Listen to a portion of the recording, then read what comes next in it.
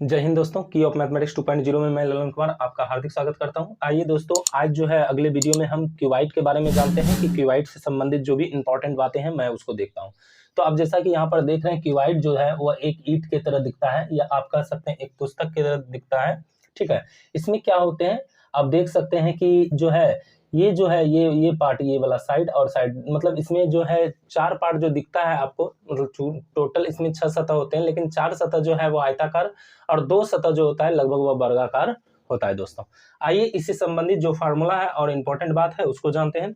सबसे पहले हम जानना चाहेंगे, जैसे देखिए एक आयत होता है, तो आयत में क्या होता है, लंबाई और चौड़ाई होता है। ये जैसे मैंने लेंथ माना तो ये इसका क्या है, ब्रेथ, और ये वाला पार्ट क्या हो गया, इसका हाइट है। तो पहला नंबर जो फार्मूला बनता है दोस्तों वो क्या बनता है, ये बनता है घनाभ का आयतन बराबर, क्या बनता है, घनाभ का आयतन बराबर, घनाभ का आयतन बराबर।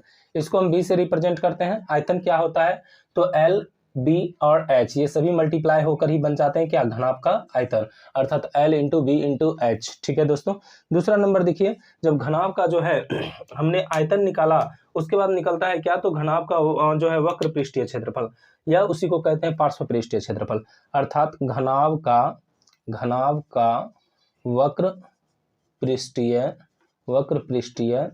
क्षेत्रफल। ठीक है, वक्र पृष्ठीय क्षेत्रफल। अब देखिए दोस्तों, यहाँ पर वक्र की जगह यहाँ पर क्या आ सकता है, तो यहाँ पर पार्श्व पृष्ठीय क्षेत्रफल भी आ सकता है। ये क्या होता है, 2 into L plus B into H. इसी को लिखने का दूसरा तरीका क्या होता है, 2 ऊंचाई इंटू लंबाई प्लस चौड़ाई भी हम सब क्या करते हैं दोस्तों, लिख देते हैं। ठीक है, आइए अब इसी से संबंधित एक और फार्मूला निकलता है। जैसे मान लीजिए किसी कमरे में आप है, तो चारों दीवारों का क्षेत्रफल जो बनता है, चारों दीवारों का क्षेत्रफल बराबर, तो चारों दीवारों का क्षेत्रफल जो इसका घनाभ का वक्र पृष्ठीय क्षेत्रफल होता है वही होता है दोस्तों, 2 ऊंचाई इंटू लंबाई प्लस चौड़ाई। इसमें आप चारों दीवारों का क्षेत्रफल जो है निकालने के लिए इसका इस्तेमाल कर सकते हैं। आइए अब 4 नंबर हम फार्मूला क्या देखते हैं दोस्तों, तो अब देखते हैं जो घनाभ होता है उसका विकर्ण क्या होता है दोस्तों। लिखेंगे घनाभ का विकर्ण बराबर, घनाभ का विकर्ण बराबर, घनाभ का विकर्ण बराबर। ये घनाभ का विकर्ण क्या होता है, तो घनाभ का विकर्ण हो जाता है दोस्तों root under L square plus B square plus H square. इसी पर संबंधित एक और प्रश्न आता है। मान लीजिए किसी कमरे में जो है वो कमरा आयताकार है और उसमें एक बांस रखा गया है, तो सबसे लंबे बांस की जो लंबाई पूछी जाती है वो इसी फार्मूला पर निकलता है, root under L square plus B square plus H square. ठीक है दोस्तों, आगे देखिए जो है और आगे क्या क्या फार्मूला हो सकता है, इससे संबंधित क्या जानकारियां हो सकती है वह हम लोग देखते हैं। जो है यहाँ पर हम और देख सकते हैं दोस्तों इससे संबंधित बातें कि घनाभ में जो है विकर्णों की संख्या कितनी होती है। घनाभ में विकर्णों की संख्या, तो टोटल जो विकर्ण होते हैं घनाभ में घन के तरह ही 4 होता है दोस्तों। 6 नंबर देखिए कि घनाभ के सतहों की संख्या कितनी होती है, तो घनाभ में सतहों की संख्या बराबर, तो टोटल इसमें भी कितने सतह होते हैं, 6, एक आगे है, एक नीचे, एक ऊपर, एक साइड में, उधर अपोजिट में, एक इधर एक उधर, तो टोटल मिलकर इसमें कितने जो है सतह हो गए, 6 सतह हो गए दोस्तों।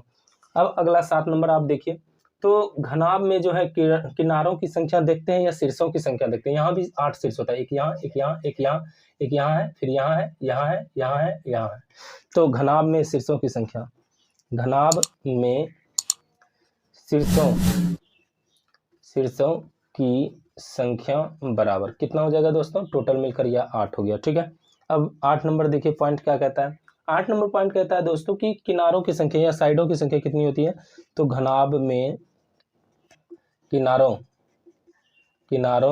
की संख्या बराबर। तो देखिए इसमें कितने किनारे हैं, 4 ऊपर हो गए, 1 2 3 4, 4 ऐसे खड़ा है दोस्तों, और 4 देखिए फिर नीचे है, तो टोटल कितने हो गए, 12 हो गए। कितने हो गए, 12 हो गए।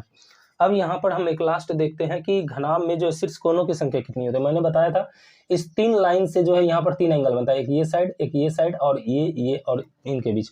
तो घनाभ में शीर्ष कोणों की संख्या बराबर, शीर्ष कोणों की संख्या बराबर कितना आ जाता है दोस्तों, तो 1 से 3 बनता है, टोटल शीर्ष कितने हैं, 8, तो ये कितने हो गए, 24 टोटल जो है कोण यहाँ पर बनाया जाता है। ठीक है दोस्तों, इस वीडियो को देखने के लिए आपका बहुत बहुत धन्यवाद दोस्तों। चलिए दोस्तों, आते हैं अब नेक्स्ट वीडियो के साथ। धन्यवाद।